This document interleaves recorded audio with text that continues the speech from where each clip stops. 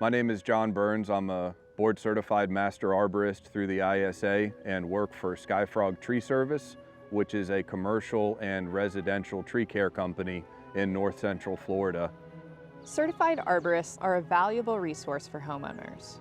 These experts understand tree risk and safety, and many also have a passion for preserving wildlife and the natural world. If you have concerns about your trees, or simply want to learn about safe options for keeping woody habitat, reach out to your local arborist and they will be happy to help. We're standing in a Homeowners Association common area where they are passionate about reforestation and attracting wildlife. The biggest consideration when determining a tree that is suitable to be left on site after tree death is its current condition, the area that it's located, the use of the area, and what the long-term plans for the site are. These laurel oaks were removed as dead trees, but left their trunks standing so that they could be enjoyed by woodpeckers and other fauna. The trees were cut at a height that they could not end up impacting the privacy fence or cars parked in this area.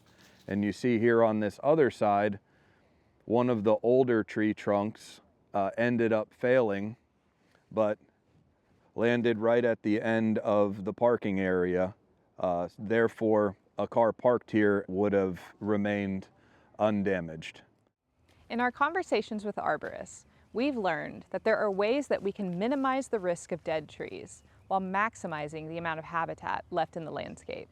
A good rule of thumb is to cut your dead tree to a height that is equal to or less than 2/3 the distance from your snag to the nearest target.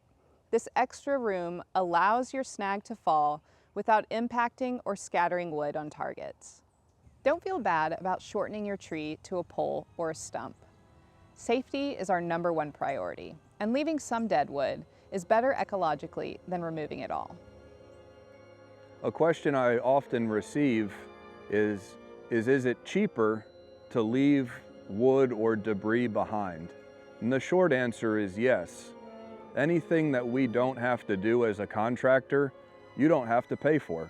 So as long as leaving tree trunks standing, brush piles, and dead wood behind doesn't make the job more difficult, there is an opportunity for cost savings. Here's an example where communication between the tree manager and the private property owner is necessary. The stated objective was to leave a tree trunk that would attract woodpeckers. We determined how high of a trunk we can leave that is leaning toward the unit, that if and when it fails, it will make it to the landscape bed and no further. And this tree has been dead about 2.5 years. So I imagine in another 1.5 or 2.5 years, the tree will fall over. However, that's 5 years of wildlife enjoyment with little risk to people or property.